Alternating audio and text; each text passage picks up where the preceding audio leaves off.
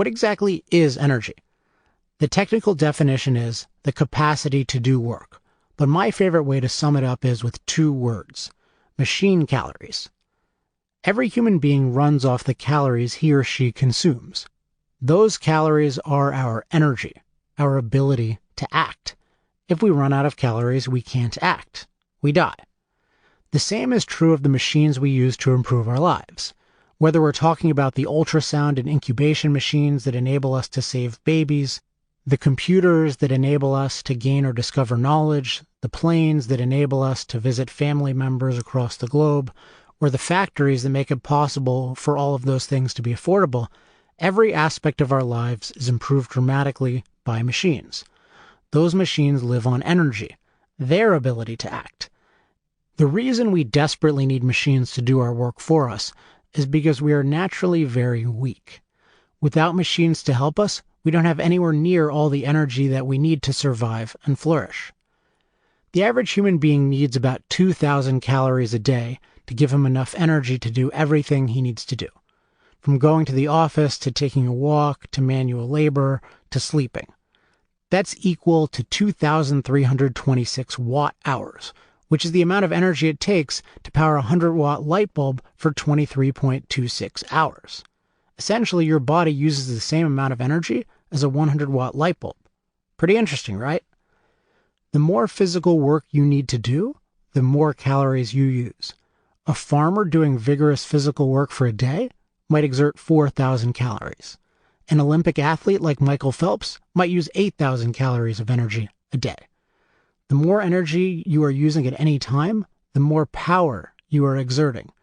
Power is defined as the rate of energy use. Power is energy in action.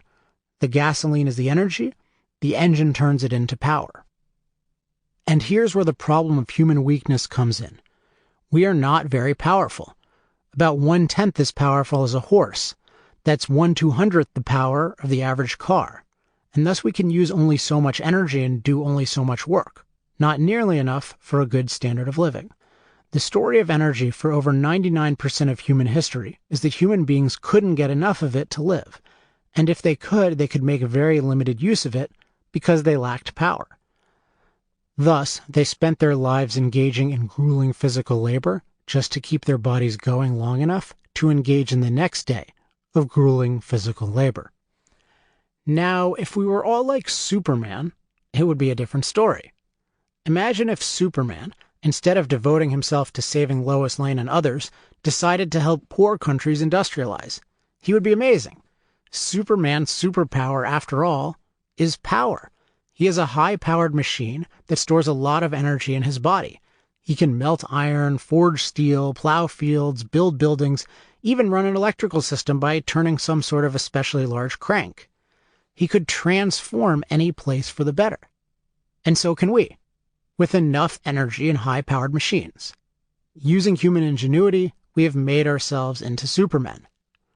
Consider the amount of energy at the average American's disposal. The average American's total machine energy use is 186,000 calories a day. 93 normal humans, or 23 Michael Phelpses. This is one of the greatest achievements in human history. In the past, before modern energy technology, the main way to overcome the problem of human weakness was putting others into a state of servitude or slavery, which meant that only some could prosper and at the great expense of others. But with machine energy and machine servants, no one has to suffer. In fact, the more people, the merrier.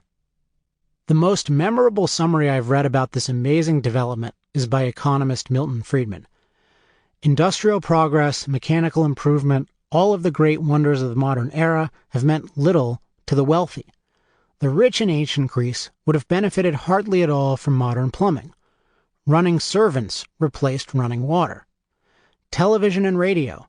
The patricians of Rome could enjoy the leading musicians and actors in their home, could have the leading artists as domestic retainers.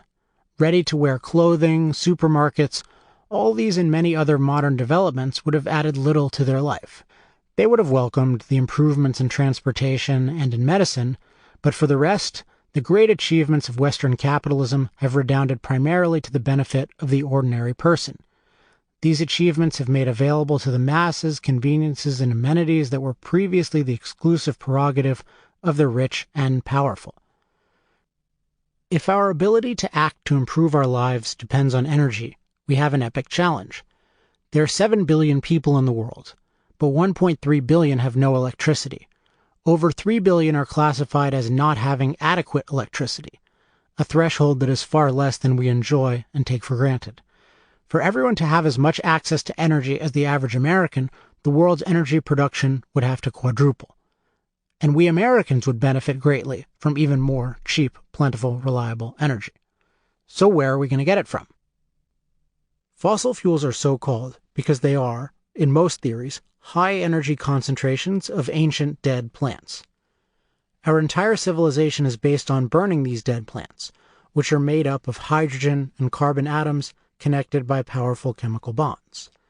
When you burn gasoline in your car, or coal in a power plant, or gas to heat your home, those bonds break apart, releasing enormous amounts of energy. They exist in solid, coal, liquid, oil, and gas, natural gas, form. If you've ever used charcoal instead of wood to grill food, you grasp the basic advantage of using ancient dead plant fuel. The charcoal can generate more heat in less space because it has been cooked. Primarily, the water has been taken out of it, producing a higher concentration of energy. Burning water doesn't release much energy. Well, fossil fuels are naturally, thoroughly cooked plant energy. Over millions of years, as plants pile up and are covered by more and more layers of soil, the natural forces of the earth heat them up and concentrate them into far purer forms of energy than wood or charcoal. Thus, they have the advantage of being naturally concentrated and stored. The other advantage they have is that they exist in astonishingly large quantities. For example, the world has an estimated 3,050 years, at current usage rates, of total remaining recoverable reserves of coal. But there is a big challenge to using fossil fuels for energy. These quantities of coal, oil, and gas aren't lying around to be plucked. They are hidden and trapped underground, sometimes thousands and thousands of feet underground, often in forms, such as being trapped in stone, that are difficult to get out even if you know where they are. Fortunately for us, the fossil fuel industry is very, very good at using technology to extract these hidden, trapped, and otherwise useless materials, which no one knew about or cared about through most of human history, and turning them into the energy of life. The technical term for fossil fuels is hydrocarbons, because they are primarily made of carbon and hydrogen atoms. There are astonishing quantities of hydrocarbons. With ever-evolving technology, they give us an unparalleled source of concentrated, stored, and scalable energy.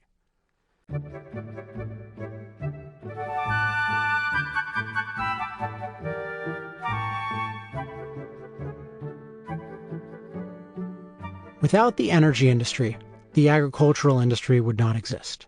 The world could not support a population of 7 billion, or 3.6 billion, and perhaps not even 1 billion.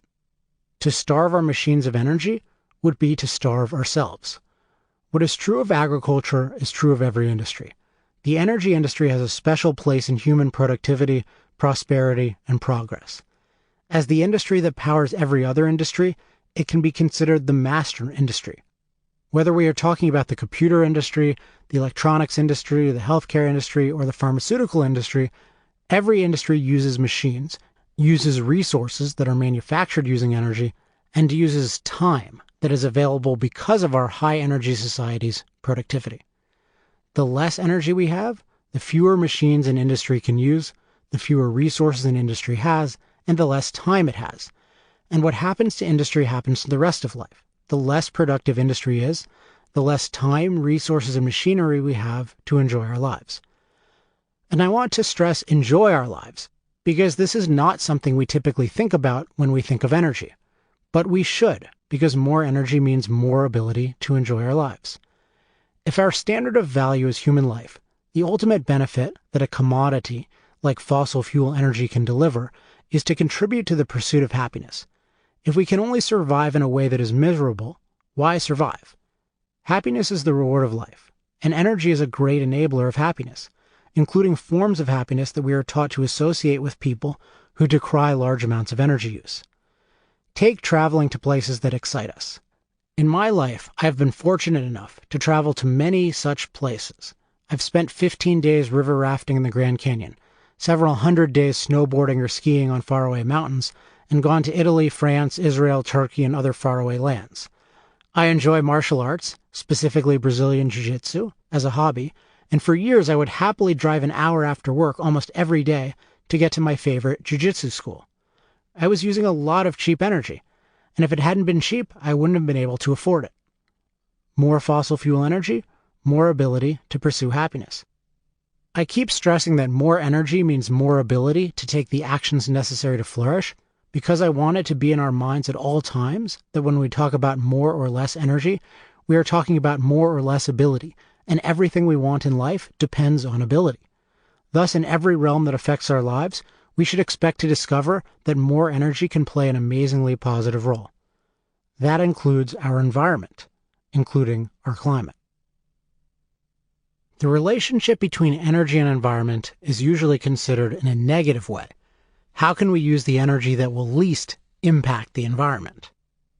But we have to be careful. If we're on a human standard of value, we need to have an impact on our environment. Transforming our environment is how we survive. Every animal survives in a way that affects its environment. We just do it on a greater scale with far greater ability. We have to be clear. Is human life our standard of value? Or is lack of impact our standard of value?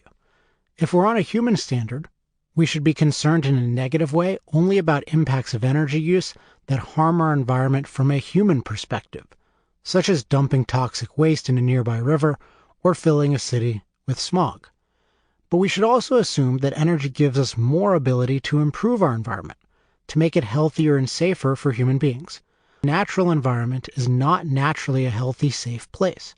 That's why human beings historically had a life expectancy of 30.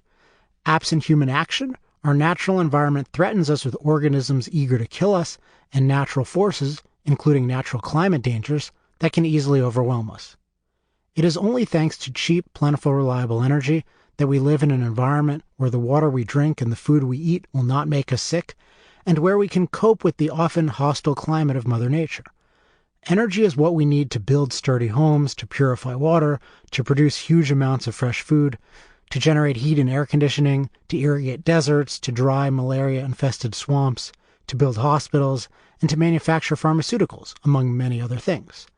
And those of us who enjoy exploring the rest of nature should never forget that energy is what enables us to explore to our heart's content, which pre-industrial people didn't have the time, wealth, energy, or technology to do. Fossil fuel technology puts everything together. It can get a plentiful fuel source cheaply and convert it to energy cheaply, on a scale that can power life for billions of people. This is why when people choose to use energy to improve their lives, 87% of the time they choose fossil fuel energy. The technology is that far ahead of the competition. If we want cheap, plentiful, reliable energy around the globe, we absolutely need to use fossil fuel technology. If we want to flourish, we need fossil fuel technology.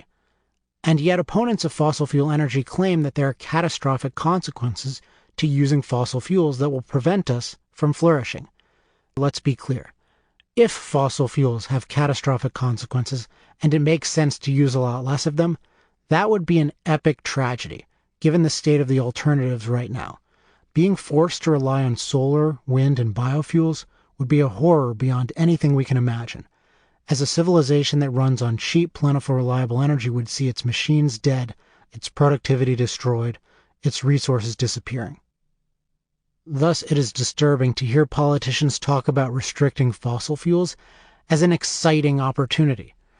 John Kerry, our Secretary of State, whose job is to represent the mainstream views of America to the rest of the world, described the prospect of outlawing the vast majority of fossil fuels, even if there were no catastrophic climate change, this way.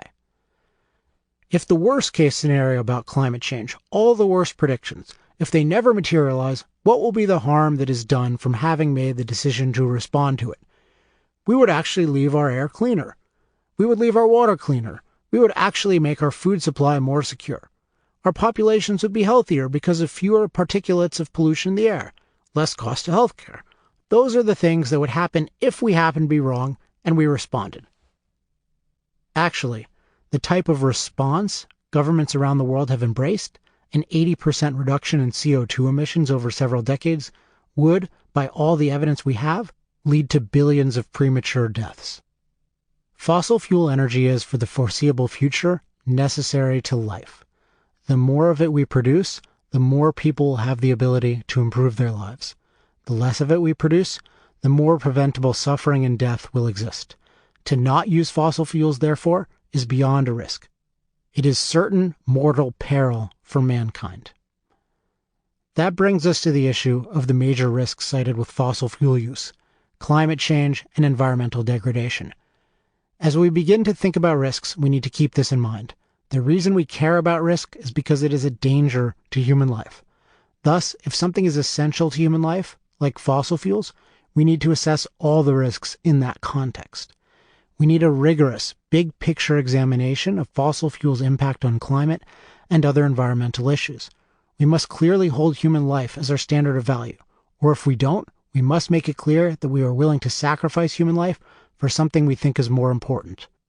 With that standard, we must look at the big picture, the full context. And we must use experts as advisors, not authorities, getting precise explanations from them about what is known and what is not known, so that we as individuals can make the most informed decision.